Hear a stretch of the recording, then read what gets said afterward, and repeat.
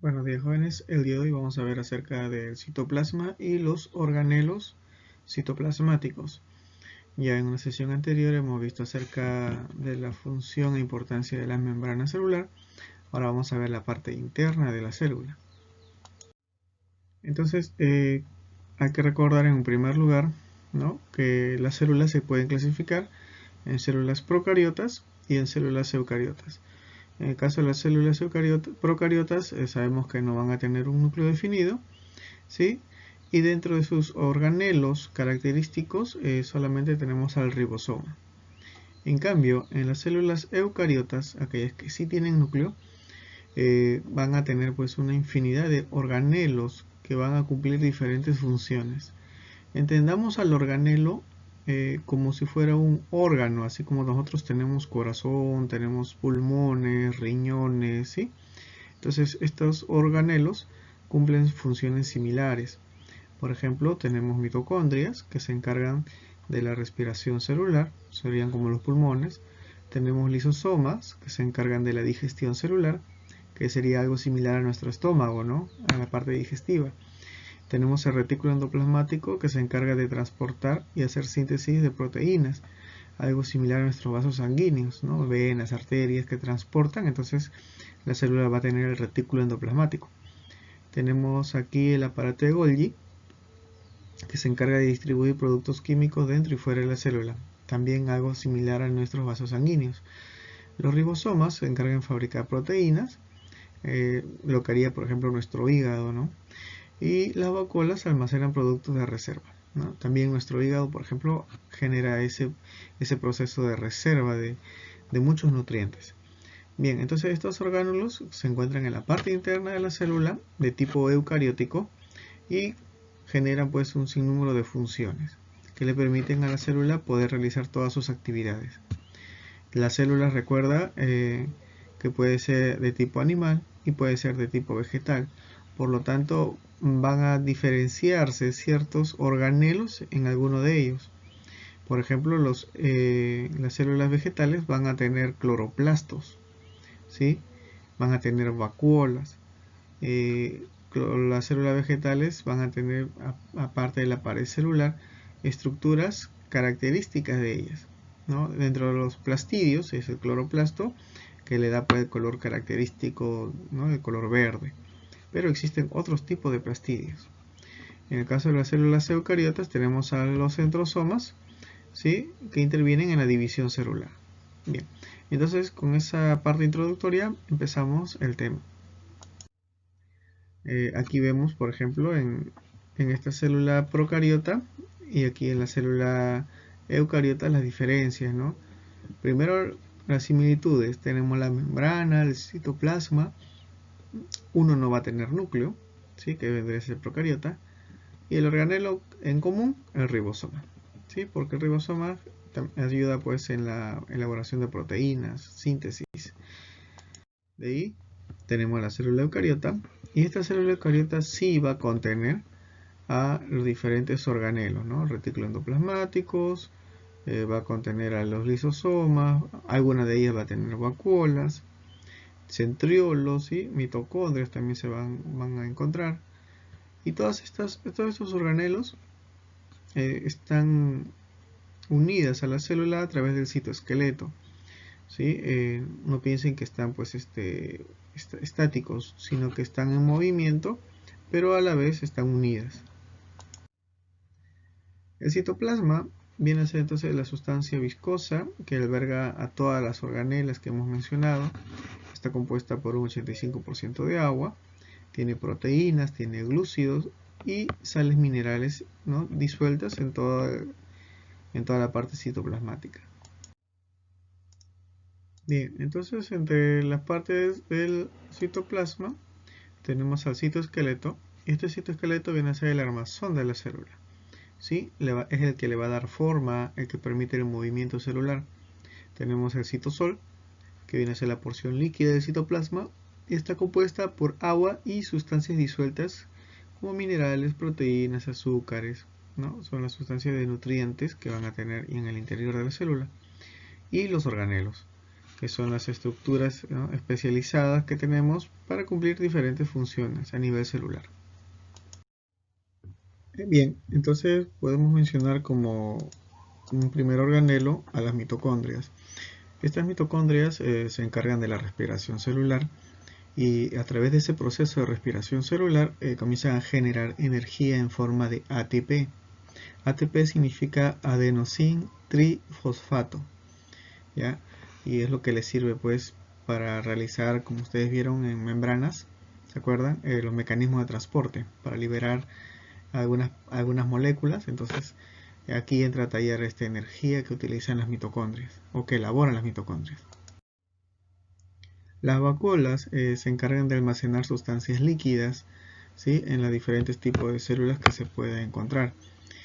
Son características de células vegetales y en algunas plantas, como el caso de los cactus, ¿sí?, o las sábilas, almacenan agua.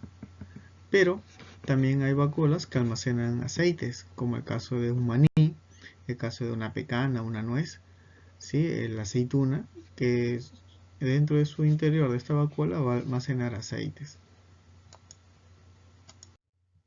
Tenemos a los ribosomas.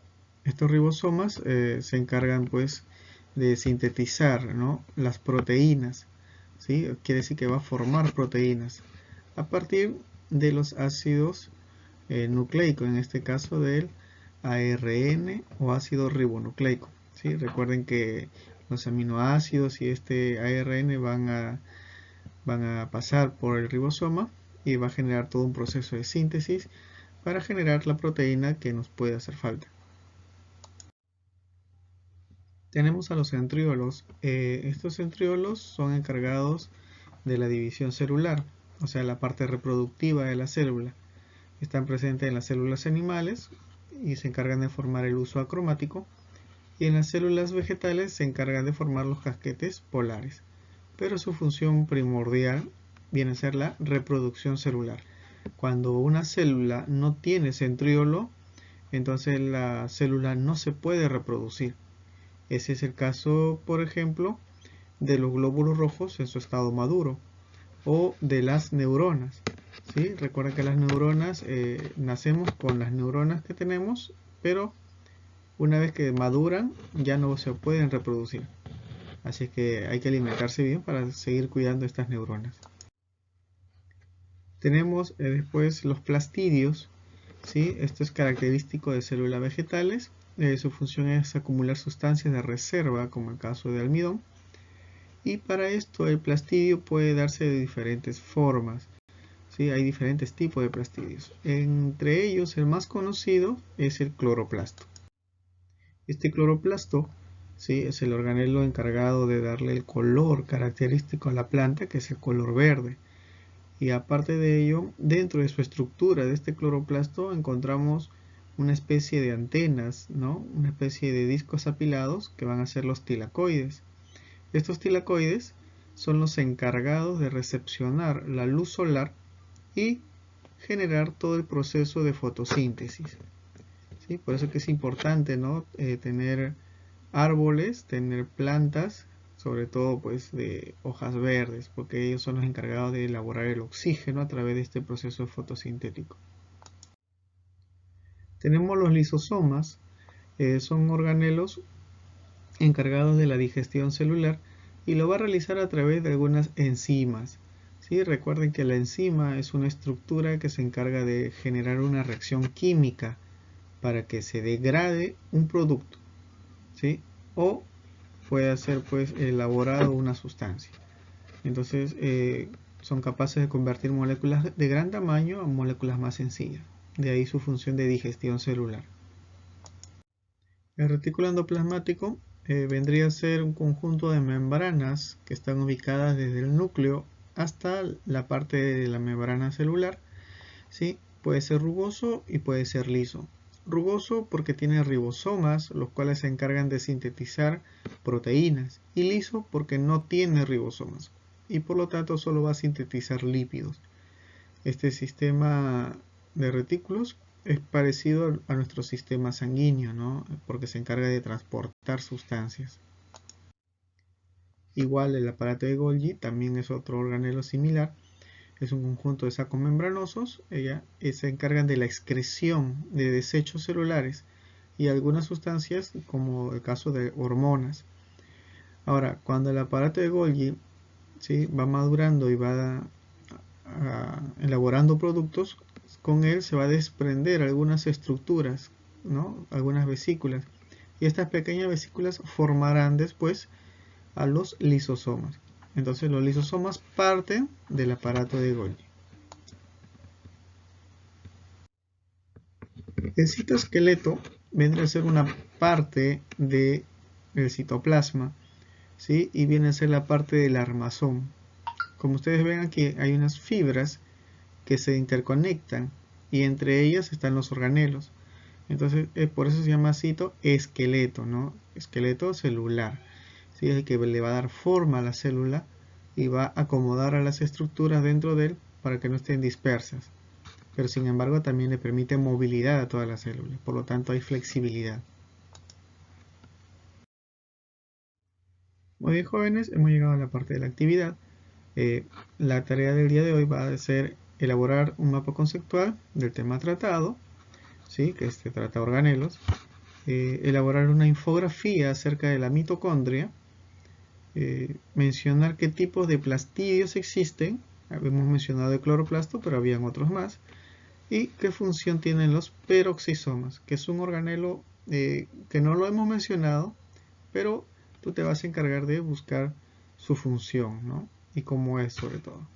Entonces ya sabes, eso lo ubicas dentro de tu cuaderno, bien detallado, y al final le tomas una foto y lo envías al grupo. ¿Sí? Trata de que sea de buena calidad para que pueda ser pues bien presentable. Nos estamos viendo, jóvenes, hasta una nueva sesión. Cuídense mucho.